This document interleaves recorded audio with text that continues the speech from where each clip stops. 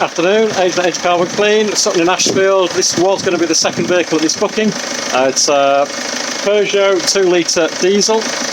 Now, this one, you might not be able to pick up on the sound, but there's a kind of noise coming from this one. Look in there, down there at that injector.